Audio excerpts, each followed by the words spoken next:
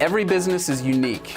But the ups and downs we experience as we launch and run our businesses are pretty similar. We're Harmon Brothers, the team behind Pooping Unicorns and other weird but successful video ads you've probably seen. We help businesses grow through unforgettable video marketing, and we're no stranger to tricky situations. In fact, we embrace them. The goal of this podcast is to show how your crappy circumstances could be the golden opportunity that leads to your next success. You're watching Poop to Gold. Welcome back to From Poop to Gold. I'm Benton, your co-host and the CEO of Harmon Brothers. Today I have two very special guests on the show with me, and I'm excited to introduce them to you.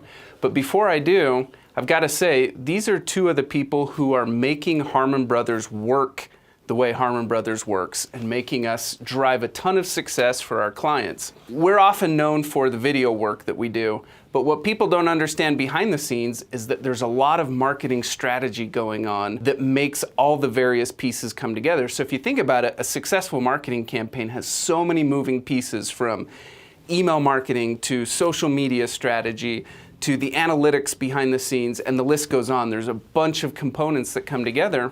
So you have to have a really great strategic mind that's bringing all of those pieces together. Sometimes we refer to it as the orchestra conductor who is making all the different pieces of the orchestra work together. At Harmon Brothers, that happens in our Harmon Brothers consulting practice.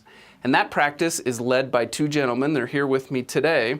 We've got Chris Stroud. He is the Chief Strategic Officer of Harmon Brothers Consulting, and we have Theron Harmon, who is the President of Harmon Brothers Consulting. Welcome to the show, guys. Thanks. Ben. Appreciate it. Harmon Brothers Consulting has kind of been a work in progress that has been developing now for several years, but the way that it exists today is actually fairly new, right? Yeah. Kind of talk us through how all this came together. We came across each other from a consulting perspective many times. For those of you who don't know, I've spent about 11 years in the consulting environment from a marketing perspective.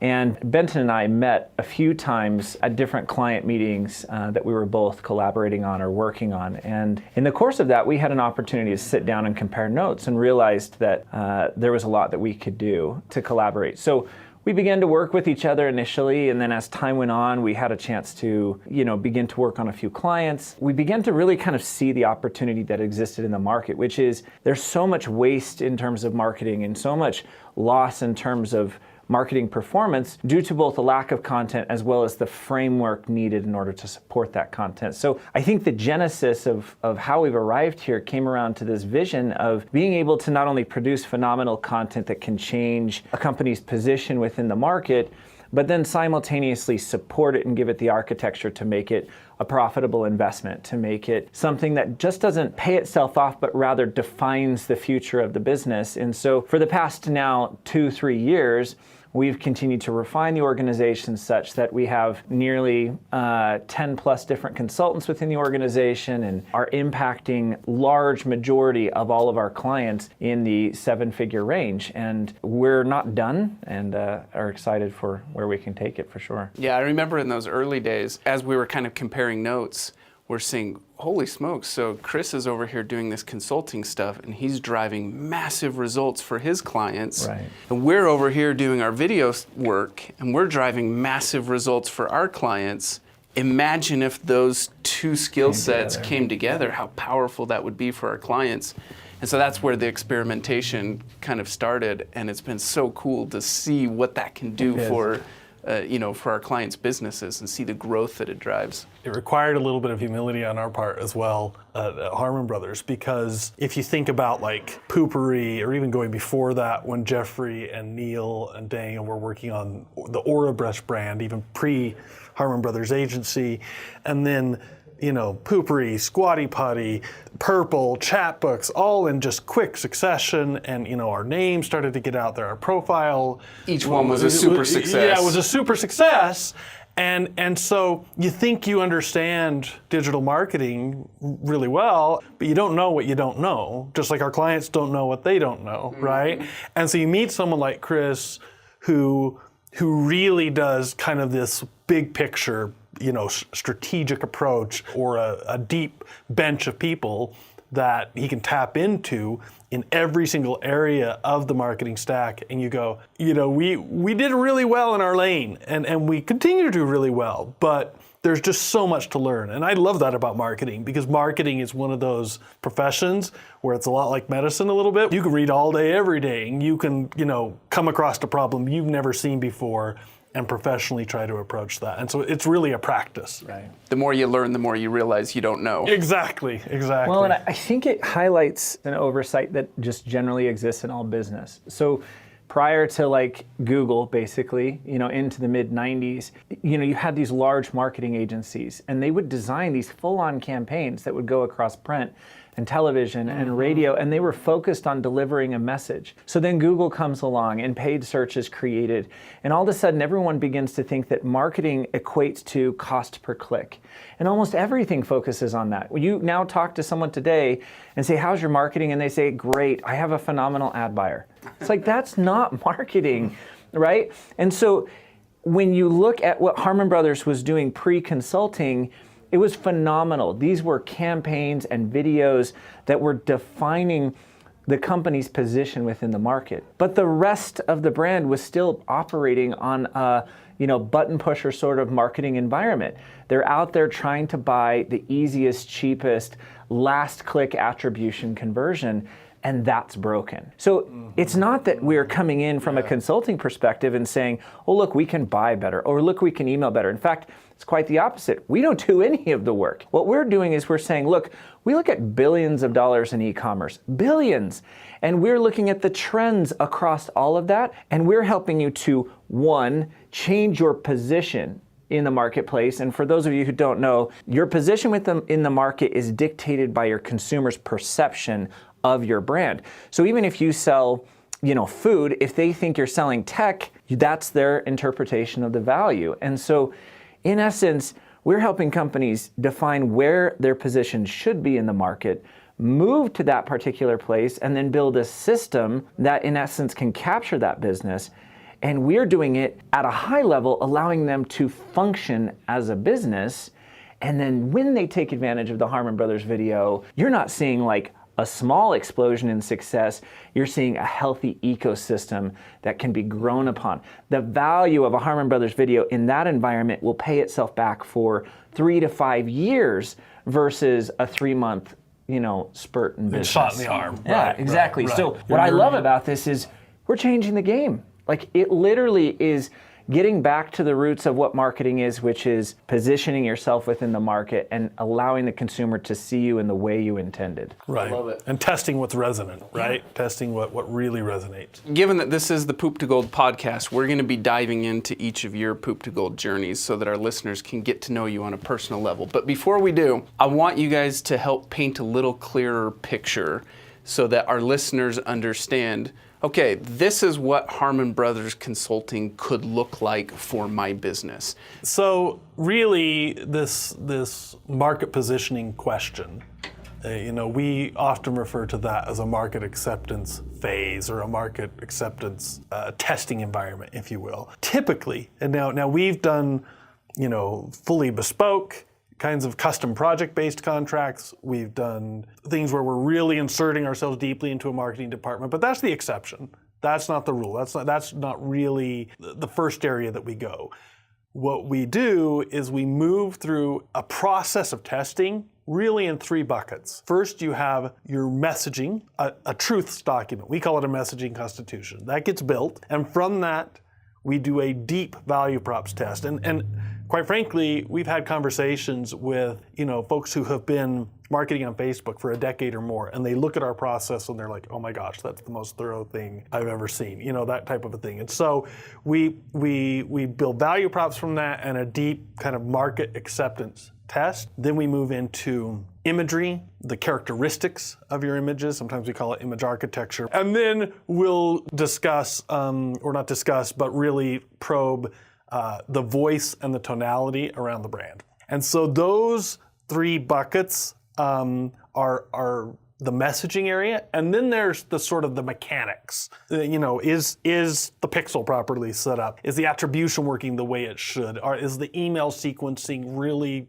kind of a best practices for your industry. And so in the first 3 to 4 months of an engagement, we get in there and we tackle that all head on. 3 out of 4, 4 out of 5 clients, that's the right mix. You'll see real growth, and it's something we can start to build on. When we begin working with a company, the first thing we do, and again, you'll notice this is a big change in the market, right, is we're going to do a full, basically, audit of the business and its ecosystem. It's a little painful. Like, I'll be honest, people see the forms that we send over and the access requests, and they're like, whoa, this is a lot of information. But, at its very core, we believe that the first step is understanding. So we're going to understand you, we're going to understand your business, we're going to understand your goals, your model, we're going to understand where you're succeeding and where you're failing. At that point, we're going to approach you and say, we can help you or we can't. And if we can, here's how we can. And what Theron was touching on was one of the most common tactics that we typically utilize is that we'll notice a company is poorly performing because they are misaligned in their market position. And so that first engagement is us helping them realign their market position through what we call this MAT test, which means market acceptance test. And we're going through and doing different stages of testing. So when we first begin to work with these businesses, it's very simple. There's an audit, an understanding, a presentation of where the value could be had, and the client's able to make a choice as to whether or not they want to jump in or not. It's not a trust us and we'll help you grow. It's a, look, this is what the math says. Are you in? Do you want to fix it? For us, our expertise is not in product development. Don't get me wrong. We have many people on our staff that would love to sink their teeth into the development of a product. And we've done it. We can speak to it, we can advise on it, but it's not our It's not our sweet spot. It's not where we're world class. Exactly. We're world class in taking a company that has already established a product, even if it's a rough product, even if it's not perfect, and have established manufacturing for said product, even on a small level, and are now at a place where they want to begin to grow. So that's the bottom level of where our clients begin. And the top level goes as high as companies that are doing $500 million a year or $150 million. Now, what's the distinct difference? Surprisingly, many of the things they need to do are very same or similar. Their market position is misaligned, hence we have to go through and help correct that. The way in which they're performing their ad buying, the actual mousetrap or systems they're using are misaligned. So what we do is we'll typically see our clients in 3 core groups. Those that are nascent and need to prove both market adoption as well as their ability to ramp in their funding. And that's typically companies between 0 to as much as 15 to 20 million a year. Then you'll come into companies where they've achieved a form of success, but they're lacking sufficient profitability to ramp. And to achieve that profitability, they need to improve their ecosystem, the actual numbers, their performance, etc. And we'll typically see those businesses between $20 to $50 million.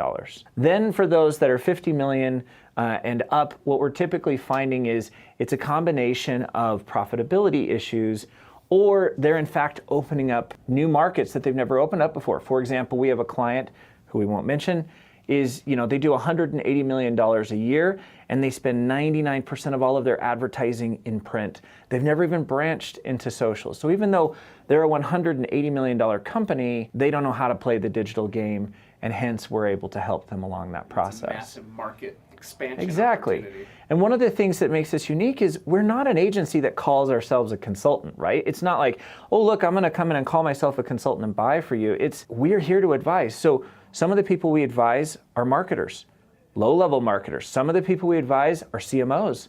Others are owners. Others are board members. We will never seek to replace them. We want to inherently make them better and, in essence, help them to feel almost autonomous in their ability to succeed. In the perfect escalation of a business that we've worked with, we almost become, as it were, a board member over the course of 4 or 5 years.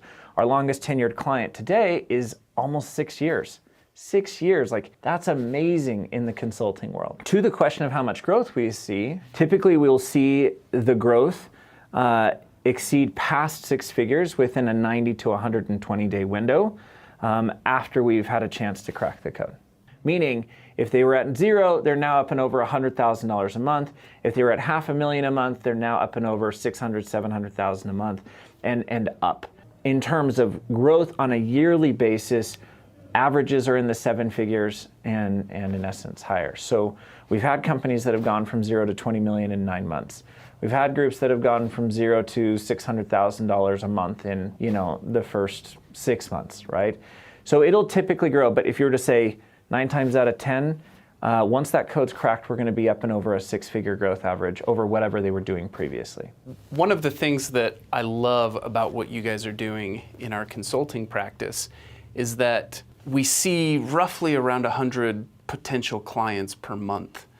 And very few of those are actually ready for a full Harmon Brothers campaign, the big hero campaigns that we're known for, like you see with Purple and Chatbooks and Lumi and all the others. Probably, I don't know what the number is, but probably 7 out of 10 of those, if they have the right guidance around their marketing strategy, there's so much that they could do to get ready for that big hero campaign, the big hyper growth that everyone wants. Yeah, sure. And as a consultancy, you guys are able to jump in and say, no problem, let us help you. Let us give you the marketing strategy that you need to get there.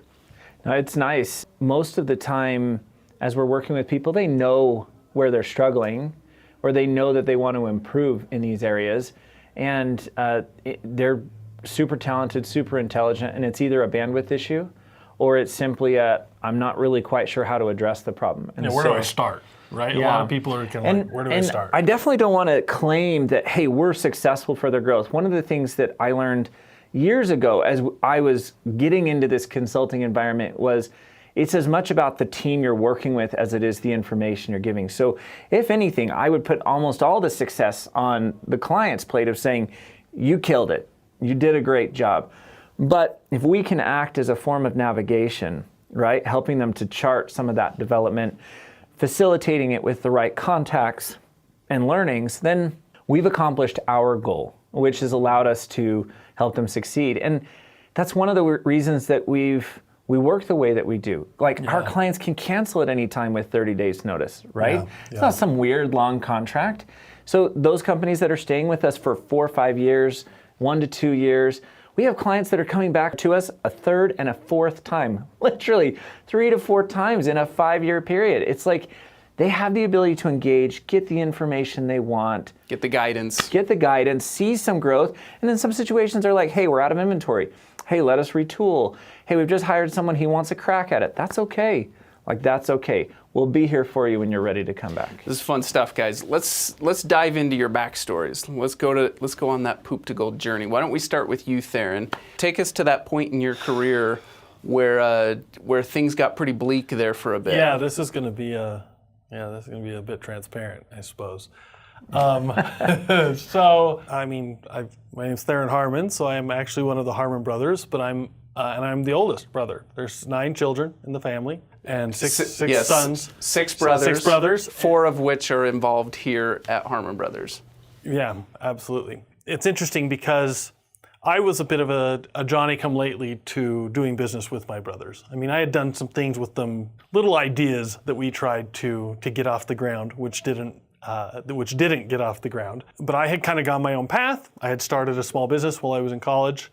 Did pretty well with it, actually, and I really never kind of pushed up into the. I was too inexperienced. I didn't know what I didn't know. I didn't really know how to build a team. I got a little bored with it. I mean, we hit almost $1 million in sales, and so that was some early success in my 20s. But I don't know. I think it probably came a little too easy, and I hadn't really dived into other areas of work, of a professional life. Prior to that, so I wasn't as experienced as I probably thought I was. After that, I spent a stint working on the business side of a law firm. I had been interested in school in the law and kind of I already had kids and a family, and I was like, am I going to go back to law school now that I've gotten bored with this this entrepreneurship small business thing? That's what everyone does who gets bored. They're like, I want to read contracts for a living. Yeah, exactly. Yeah. Well, Sign me up. I'm a little weird.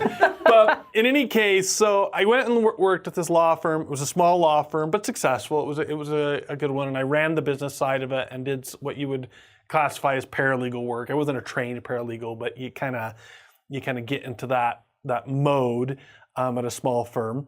And did that actually for about 8 years. And so now, I'm in my mid-30s at that point, and we're living in Oregon, and I realized I don't want to go back to law school. And we had the way that we kind of wound down the law firm experience was a little messy. We lost someone who took a bunch of the case value with them, and there was a split and a breakup. We were trying to decide whether to rebuild it with the owner, and he and I both kind of just decided, no, that's not what I wanted to do. And he was getting close to retirement and involved with politics, and so we decided to just wind it down. But it was economically a reversal for us and our family. And so, this was during the housing bubble, and our house went underwater, and just all kinds of. Meaning right after the collapse of the housing bubble. Correct, Okay. correct. It was already a fixer on as fixers go, it was on the higher end. It was on property and those kinds of things. And I couldn't really laterally move professionally within that city. In Oregon, and so there was some real setbacks. It's hard stuff. We had to short sell that house. I came back to this small business that I had created clear in my 20s. It was still functional, but kind of on life support. And my partner in that business didn't want really much to do with it. She wanted to move on, and so I tried to resuscitate it, but we had been outpaced by other online competitors, and it was a struggle. I mean, I was doing side work. My wife was doing side work. I mean, I was literally, I was like doing construction projects for my brothers, breaking concrete in their basement just to put a little bit of food on the table and to not slide backwards, right? And so this was in... So this is like, you're in your mid-30s, so this is kind of, your expectations are my career should be taking 30s, off right now. Late 30s by that point, yeah. And instead you're kind of starting from scratch. Totally starting over. So yeah, financial reversal, my credit got hit. I'd had a good run, but we had 6 kids at that point, and Okay, let's stick there for a second. So 6 kids, you're starting over. What are the emotions that you're feeling inside? Like, as a dad, as a provider, as an entrepreneur, what are you feeling? My wife was teaching. She was cleaning houses for extra money. I was, swinging a hammer in Jeffrey's basement, who's the 5th brother down, right? I'm helping him remodel his basement at whatever it was, $15, $17 an hour, whatever it was, just to try to make it all happen. And while I'm figuring out what to do, and the emotions, a lot of emotional ups and downs, no question about it. A lot of like, wow, there was a lot of dark moments, if you will, right? But when you got a family that sticks together, and siblings and my wife, and just really pulled together, it really, to say that was like a really dark period of my life, I think would be a bit of that's really not fair. It was actually, it wasn't fun. Yeah, there were dark moments, but it was a time of tremendous growth, and there was quite a bit of joy and happiness even during that period. There was a sense of, we can do this, we can make it. I mean, we were renting in an old home, and I was starting to help my brothers on some things that got involved with a Kickstarter that I conceptualized and a film there, and because of that project and a video that my brothers pulled me in to help out on, that it wasn't even a conversion video, but their sort of Harmon Brothers as a team was starting to really get some attention, and they got a big project, and I got involved, and I gave it 60 hours a week on a big sprint to help producing something, and did a pretty good job, I think. And they noticed, my younger brothers were like, you're not just a good example as an older brother, but you actually have a few skills too, that kind of a thing. And so anyway, so then I got pulled in, and Benton was already, he's a cousin, and we all came together essentially, and this was about the time that we were starting to work with Purple. And so I got heavily involved in that project. And so That's the poop. But even in the poop, you know, I mean, by way of analogy, I worked on a pig farm as a teenager, right? You know, I worked in agriculture and got up at 4 a.m. and you know, moved irrigation pipes, and so all that pig farming was preparation for squatty potty. yeah, all that. Well, exactly. Well, thank you for going there. I think one of the common themes that we see over and over again on this podcast is that people who go through this crap, almost across the board, they'll look back and they'll say, I wouldn't change a thing. Because those are the experiences that make us who we are, and they're the experiences that shape us. Yep, absolutely. All right, Chris, your turn. Let's go there. Let's go there. So for me, it's interesting. I'm LDS. I served an LDS mission when I got back from Brazil. My dad said, "Come work for me for $8.50 an hour, and you'll get to know a little bit about business." And I wanted to go, actually, of all things, cut cement for like $25 an hour. And I was like, what the heck? I don't want to get into some sales gig. Like, this is ridiculous, you know? But I got in, I was going to college full time. They gave me about $30,000 a year in accounts and said, hey, just don't screw it up. And I was in this office all by myself, just looking at this spreadsheet. They handed me a phone and a stack of papers and said, yeah, just, you know, do whatever you're gonna do. I was like, okay. And so I ended up actually growing those accounts to about $650,000 a year while going to school full time. And I was like, hey, this is kind of fun. And it was like literally like the engine just started to make sense. I could see levers that needed to be pulled. And so I was like, I'm gonna go try this again. So I went to a few other companies while I was going to school and had the same result multiple times. And I'm like, wow, this is exciting. I graduated, and my wife and I relocated near her parents into Denver. And it's the first time I got hired into the online space. And I sat down with them, and you know, they were like, okay, here's $330,000 a year in profits in accounts. Don't screw it up. It's been managed by the 5 people that are sitting on the VP board for the past 5 years. There's really not much more there. So just don't screw it up and go sell an extra like 20 grand a month in accounts. And I was like, all right, like I'll get in and do it. And so I got in and realized they were missing the ball like entirely. And we ended up growing that division that had basically been flat for 5 years or whatever to up and over 2.8 million in profit from the 300,000 over 18 months. And I was hooked. I loved growing businesses. So about that time, I was only 26 or 25, something like that. I got a little chip on my shoulder and was frustrated that I got passed over for a promotion. And so I decided I was going to go and get another gig. And so I get this other gig. It's a little ambitious. I show up on the first day of work, 3 days after I've quit, to find out that the owner had passed out on some stairs, fallen down the stairs, and had a severe concussion and was not going to be allowed to work for 2 years. And basically they shut the whole business down. And I was like, I don't know what I'm going to do. I ended up getting a job in Salt Lake, even though we were in Denver. So you had just left a good job because of the chip on your shoulder. Yep. Jumped to greener pastures. Yep. And then the rug was pulled out from underneath you. Yeah, and of course my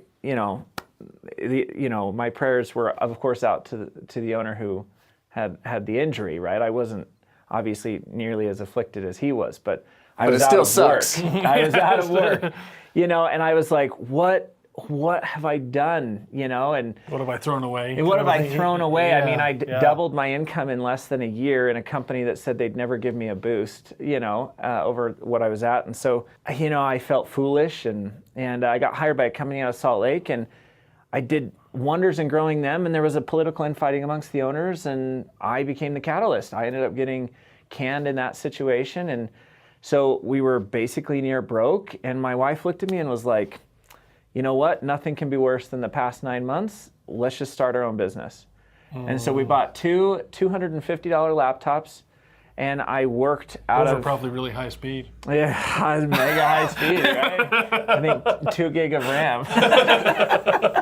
And, I worked from a bed desk for 6 months, and we didn't have enough money to pay our bills and run the business. So the first few clients that came to me, I was like, you got to pay the first 3 months up front. And they were like, okay. And that's how we started consulting. at the end of the day, the reason I started it was to help businesses. And so for the first 5 years, it was like wading through muck. How do I help these companies grow and experience that joy without getting pigeonholed in every single company that I'm working on? And about 5 years in, it finally just started to make sense, and we cracked the code on the relationship and how to work with our clients, and how to empower them without getting in the way, and the rules of engagement, as it were.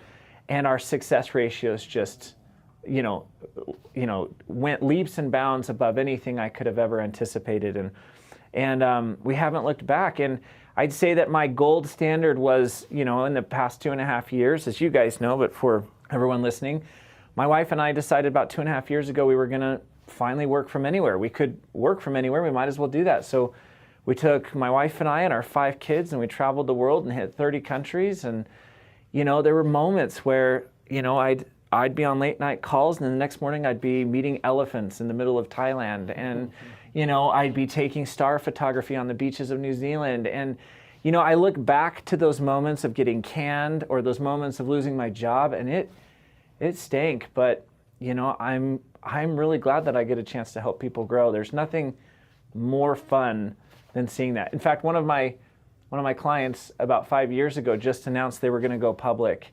This week. And this week. I know. And it just brings me so much satisfaction to see that it never gets old, and it's fun. Anyways, I've read. This has been awesome, guys. I appreciate both of you coming on the show, Chris and Theron. I hope our listeners have really enjoyed getting to know you guys. Thank you. Why don't we wrap up with one rapid fire question for our listeners who are currently going through their own poop moment. Ooh. What is the one quick piece of advice that you would each offer? When necessary, don't be above any type of work that it takes to just show that you're moving forward. So if you've been out of work for a while and you got to keep it off of your resume, don't sit around waiting for the next job. Jump in and just do something, or go help someone. If you're working on spec for somebody who's trying to get a business off the ground, I think lack of forward motion is probably the biggest danger to success as an entrepreneur. Yep.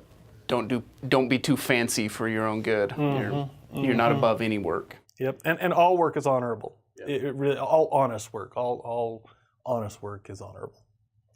I'd say that phrase that many have already heard: slow is steady and steady is fast.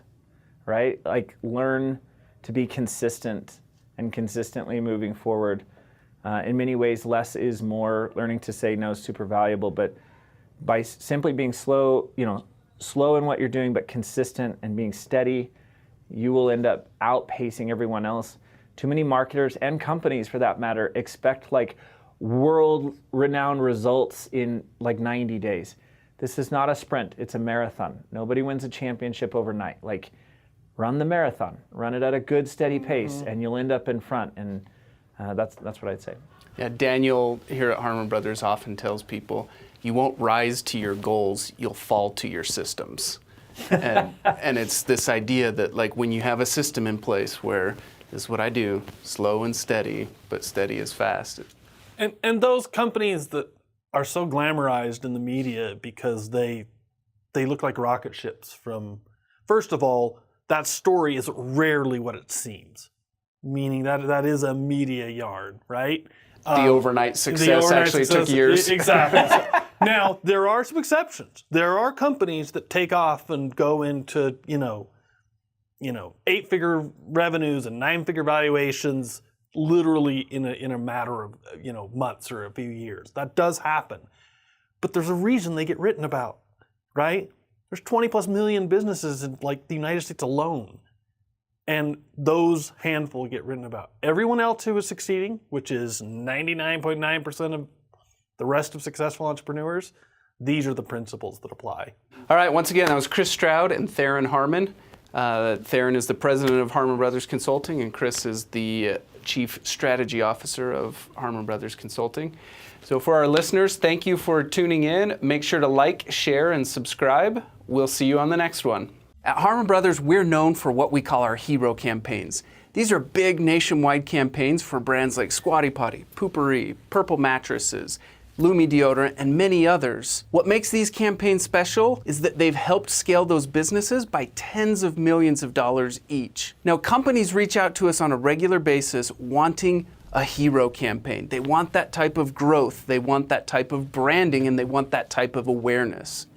But the simple reality is, most businesses and entrepreneurs aren't yet quite ready for that level of growth. So we've built what we call a hero incubator that is designed to help entrepreneurs and companies prepare for a hero campaign and to be ready for the type of growth that they're looking for. The Hero Incubator starts with a marketing audit. We offer these marketing audits for free, and you can apply for one at harmonbrothers.com/audit.